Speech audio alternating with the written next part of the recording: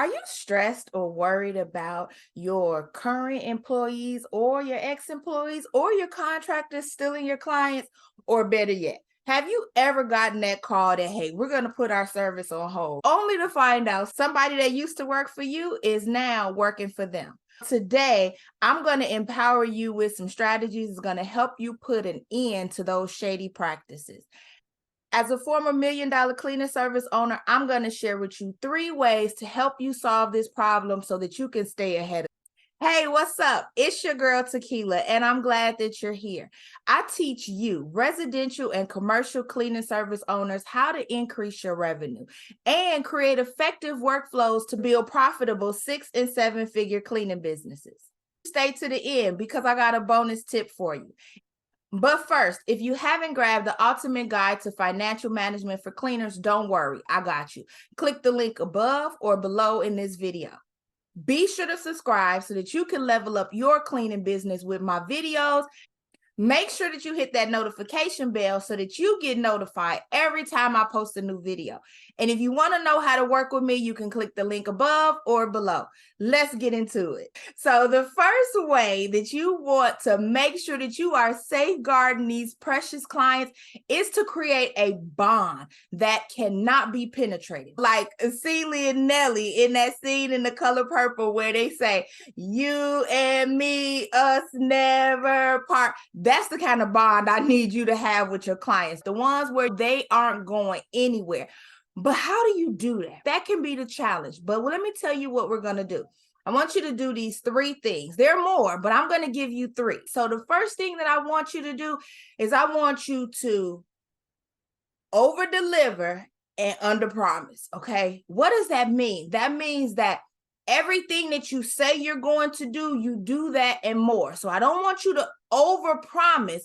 I want you to over deliver. So tell your clients what you're going to do. Don't exaggerate it. Just tell them what you're going to do. Never over promise. We always over deliver. That's going to provide that consistent delivery of service because you're doing exactly what you said you're going to do and a little bit more. Excellent customer service. Providing that excellent customer service is going to do what? It's going to keep those people coming back again and often. And that's the name of the game in the residential business, especially, okay? Because guess what? Your business is built off of recurring clients. Those people that keep coming back win again and often. And if you think about yourself as a consumer, who do you return to? You return to those people that provide you the greatest level of customer service. Your nail tech, your barber, your beautician. You go to these people because of the service that they provide to you, right? And that service is probably exceptional, or guess what? You would have gone somewhere else. So I need you to make sure that you're safeguarding your clients by providing that amazing customer service. And lastly, I need you to be transparent and open in your communication. So every time that you're sending out new information, anytime that there's an increase in price, let's say you even break something, the very first thing you need to be doing is notifying that client. So anytime there's a change in your staff, being open and transparent is going to allow you to build that relationship with those clients that, again, is going to do what? Keep them around for longer and keep them coming back again and often. Now, the second thing that I need you guys to do to safeguard these clients is we got to be monitoring these interactions, okay? Because most people or all people are a creature of habit, meaning that if you're monitoring what your clients are doing, the type of interactions that they're having, their consistent service, their response to inquiries or surveys or feedback, if you're monitoring their interactions, it's going to be harder for someone to come in and to be able to take that client. Why? Because you have what? Your CRM in place, which is allowing you to manage that relationship, meaning you can tell every time that somebody has canceled service or how many times they've canceled in the past 6 months or how many times they've called to complain, right? Without the CRM in place, it's going to be really hard for you to be able to track these type of interactions. When we're looking at our clients and we're trying to monitor their interactions and their behaviors, this is going to allow you to be proactive versus reactive, because the important thing for you as the business owner is to stay ahead of what's going on in your business. That means being proactive. So that CRM is going to allow you to engage with those clients. It's going to allow you to collect that feedback. It's going to allow you to have those regular client check-ins. The surveys are really important because they allow you to find out, what is it that we can improve? Are there any things that you see that maybe we can adjust to serve our clients better? And you can create free surveys with surveymonkey.com. You can create a survey in Jot form. Surveys are a very easy way for you to be able to collect information and to help you to monitor the interactions and track what it is that's going on with your clients. Okay, so the second thing is to making sure that we're monitoring and tracking those client interactions. I told you I got 3.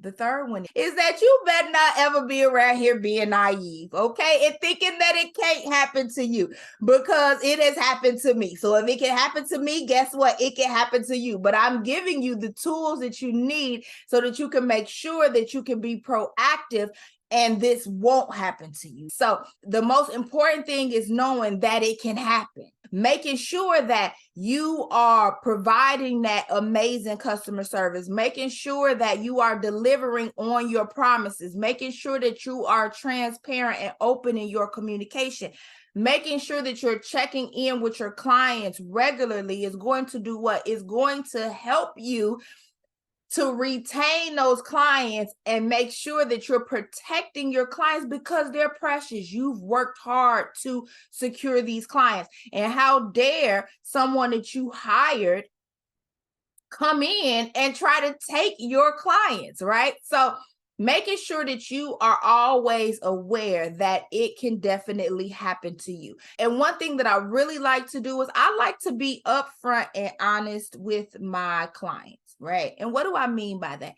Going to that client and letting them know, hey, the people that we hire here at ABC Cleaning, we value them and we value you. We also value honesty and loyalty. So as a dedicated staff member of our team, if anyone ever approaches you about soliciting you to be one of their clients, would you please, as a service to us, please notify us immediately and let us know that this conversation or this solicitation has taken place. Because just like you don't want anybody dishonest in your home, we don't want anybody dishonest on our team.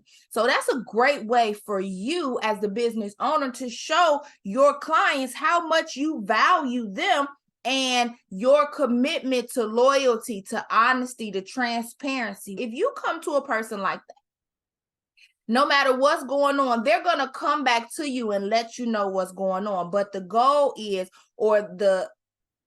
but what has to take place is that's a conversation that you as the business owner have to have with that customer. Okay. So remember, don't ever be naive and think it can't happen to you. So address it, be proactive versus reactive. Now, the bonus tip that I got for you. Remember, I told you I had that bonus tip. Now listen, we all know the non-compete clauses, right? The non-solicitation clauses, they're good.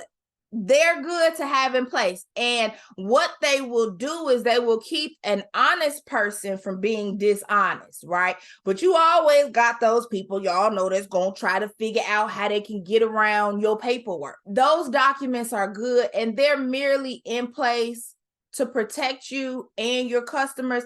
But what if somebody that you hire signs that form, right? And then they still take your client? What do you do? In all honesty, the form is good for legalities, for formality, but how many of us really have the money to file the case, to hire the attorney, to really go after that contractor or that old employee that now is trying to take your client or that has taken your client? To me, it's easier to let it go, to wash your hands of it. Because why? If that client was willing to go with somebody that you hired, then that client and that employee are not worth trusting. So I would say, hey, move on, cut your losses, but make sure that what you're doing is you're putting those steps in place that's going to allow you to be proactive versus reactive, and to safeguard those clients. So if this video was helpful for you, it would be helpful for me if you would share the video. Make sure that you comment and make sure to subscribe so that you're notified every time I post a new video. Bye.